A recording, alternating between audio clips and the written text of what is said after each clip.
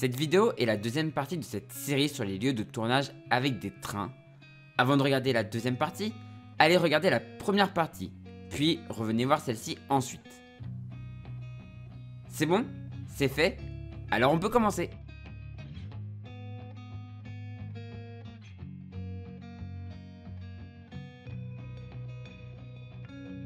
Vous connaissez sans doute tous ce film sorti en 1965 avec notamment Louis de Funès et Bourvil.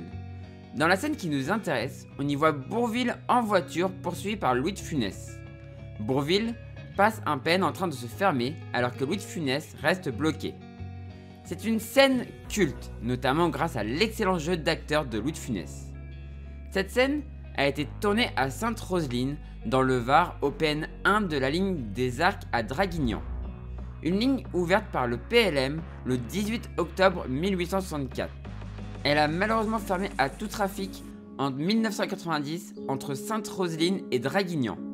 Cette section est remplacée par une voie grise et les transports se font par des putains de cars. Mais une toute petite partie de la ligne survit pour les convois militaires. Il parcourt la section des Arcs à Sainte-Roseline. Le PN1 est donc toujours en service, mais c'est très compliqué de reconnaître l'endroit. La route a été élargie, la voie a été électrifiée et les bâtiments n'existent plus. Pourtant, en regardant le relief autour et en faisant quelques petites recherches, c'est bien ici qu'a été tournée cette scène mythique.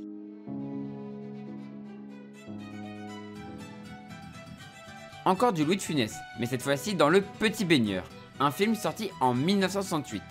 La scène qui nous intéresse est celle du passage à niveau où Louis de Funès, voulant ouvrir les barrières manuelles dont le système de relevage semblait être cassé, se retrouve suspendu à celle-ci jusqu'à ce que Robert Derry l'aide à redescendre. Ensuite, il manque de se faire rentrer dedans par un X5500 qui passait par là. Cette scène a été tournée à Asile, dans le département de l'Aude. Le PN est celui de la sortie de la ville sur la départementale 206, sur la ligne Mou-Cosne-Mirnevoie. Je sais pas si ça se dit comme ça, désolé pour les gens du coin. Ouverte par la Compagnie du Midi en 1887. Malheureusement, l'entièreté de la ligne a été fermée aux voyageurs en 1939 et à tout trafic en 1969, c'est-à-dire 2 ans après le film. Ce qui veut dire qu'un train de voyageurs a roulé 28 ans après la fermeture de la ligne aux voyageurs. La ligne fut déclassée le 14 janvier 1972 et déferrée dans la foulée.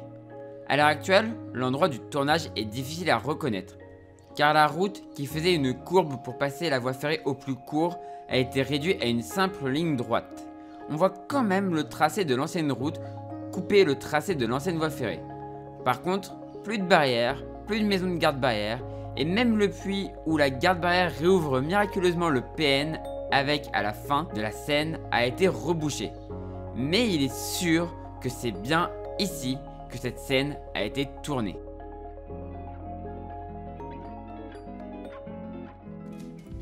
Encore un film avec Louis de Funès. À croire qu'il aimait les scènes avec des trains, ou alors c'est ma culture cinématographique qui est très portée sur les vieux films. En tout cas, on va parler de L'aile ou la cuisse, un film sorti en 1976 où l'on retrouve aussi Coluche. La scène qui nous intéresse est celle où Louis de Funès est en voiture avec Coluche et que le chauffeur dit à Louis de Funès qu'ils sont suivis. Se lance alors une course-poursuite qui se finit à un passage à niveau quand la voiture de Louis de Funès passe juste devant un train de marchandises, ce que n'arrive pas à faire la voiture qui les suivait. Cette scène a été tournée à côté de Senlis, sur la commune de Mont-l'Évêque, dans le département de l'Oise. Le PN en question est celui où la nationale 330 coupe la ligne Chantilly-Gouvieux à Crépy-en-Valois. Une ligne ouverte par la compagnie de chemin de fer du Nord entre Chantilly et Senlis à l'été 1862 et entre Senlis et Crépy-en-Valois le 1er septembre 1870. Chose amusante, c'est les Prussiens qui l'ont ouverte pendant la guerre. Malheureusement, le 15 mars 1939, le trafic voyageurs cesse entre Senlis et Crépy-en-Valois avant de reprendre pendant la guerre. Malheureusement, il est définitivement arrêté au service d'été 1949. La section Senlis-Chantilly voit elle aussi son trafic voyageurs disparaître le 8 octobre 1950. Tout ça avec une jolie excuse bidon. Il y a un PN dangereux. Et bien évidemment, on s'empresse de transférer le trafic sur des saletés de cars. Le fret a un peu continué, mais il a malheureusement lui aussi cessé entre Chantilly et Vineuil-Saint-Firmin début 1960. Entre Vineuil-Saint-Firmin et Senlis en 1971 et entre Senlis et Ormois-Villers en janvier 1990 à cause de la construction de la LGV. Vous l'aurez compris, à l'heure actuelle, toute la ligne est déclassée. À l'endroit du tournage, plus aucun train n'a roulé depuis 1990. Il ne reste du tournage que la maison de garde-barrière. Les barrières et les rails ont été démontés et la végétation a bien repris sa place. Tout comme les putains de camions qui remplacent en partie cette ligne.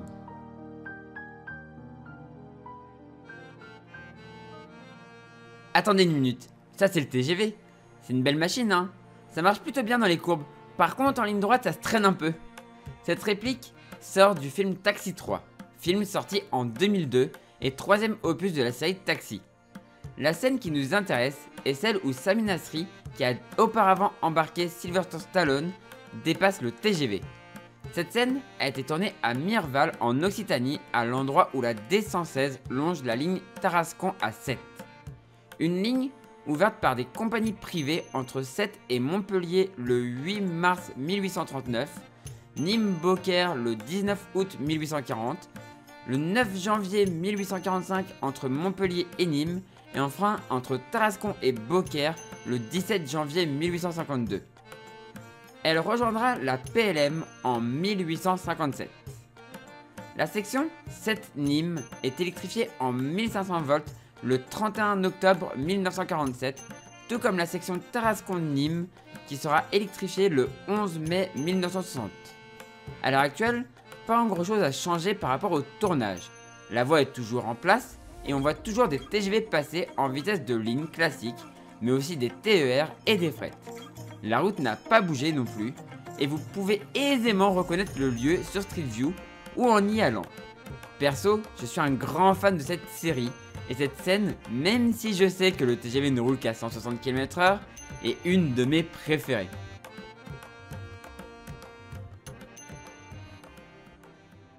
Dans ce film, qui tourne beaucoup autour du train et qui raconte comment les cheminots résistants et les résistants ont tout fait pour casser les pieds aux Allemands, notamment pour limiter les convois de la mort.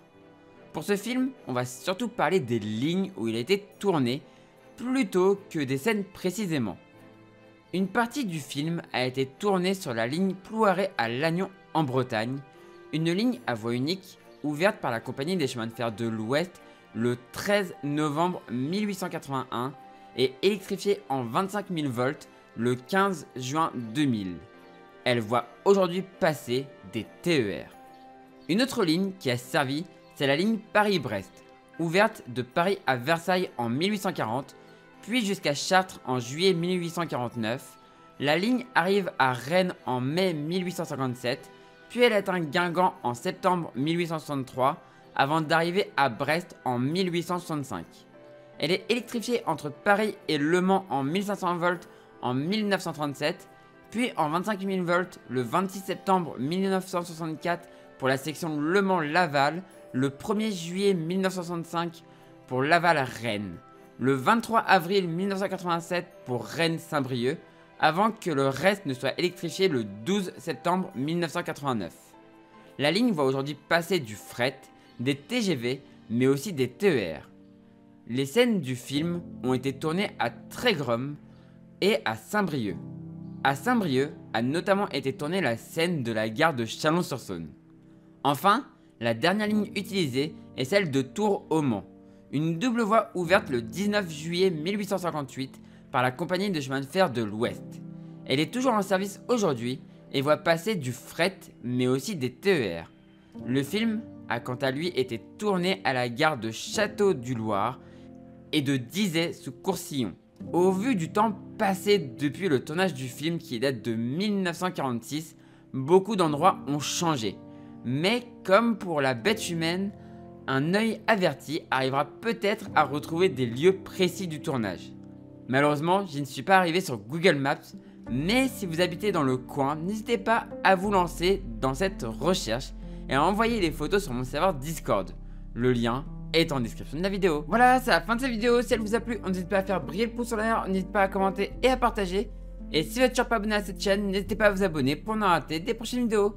Quant à moi, je vous dis à la prochaine pour une prochaine vidéo sur cette chaîne ou sur une de mes autres chaînes ou pour un live sur Twitch et YouTube. Et du coup, moi je vous dis ciao tout le monde, ciao ciao ciao.